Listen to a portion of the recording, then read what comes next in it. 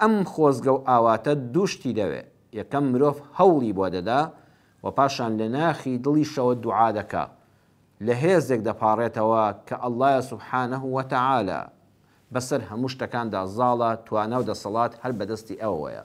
واتە ئینسان کە ئامانجدار بوو مەبەستی هەبوو هەم دەپاڕێتەوە لە خوای پەروەردگار هەمیش بە ئەندازەی توانە و دەسەڵاتی خۆی هەوڵ دەدا.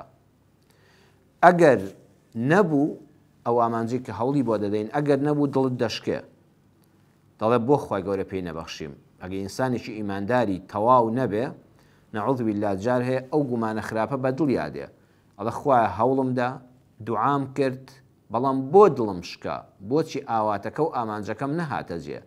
خوایە گیان تۆ زۆر بەدەسەڵاتتری لەوەی کەوا هەموو بەخشینەکان بۆ تۆ لە کول فەیەکوونێ کون فەیەکوون ئەو بۆ تێگەیشتنی ئێمەیە. ئەینا خوای گەورە هەر مەیلی لە هەر شتێک بوو پێت دەبەخشێ لە دەریای ڕەحمەتی تۆ ئەی پەروەردگار کە لیللاهی مولک السەماوات والئەرض ئەوەی لە زەوی و لە ئاسمانەکاندایە هەمووی هی ئەڵڵایە سوبحانەه وتەعالە. وەکو پێغەمبەر صلی الله عليه وسلم فەرموویەتی هەرچی مرۆڤایەتیە لە ئادەمەوە تا کۆتایی مرۆڤ هەمووی داوا لە خوا بکە بە یەک چرکە کەمتر لە چرکە بە هەموویان ببەخشێ هیچ لە دەسەڵات و موڵکی خوای گەورە کەم نابێتەوە.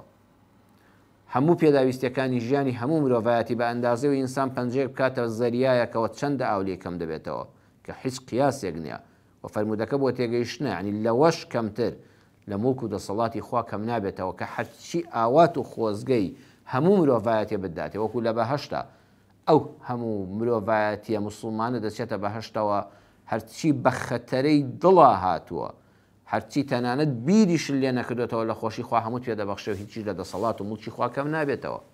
ئالەو کاتەدا کە تۆ ئامانجەکە نەهاتە جێ دوای هەوڵدان و دوعاکردن زۆر جار ئەگە ئیمانەکەت کامڵ نەبێ عەقیدە و بیر و باوەڕەکەت دامەزراو نەبێ ڕەنگە ڕەخنەش بگری لە خوای پەروەردگار بۆچی پێت نەبەخشیم.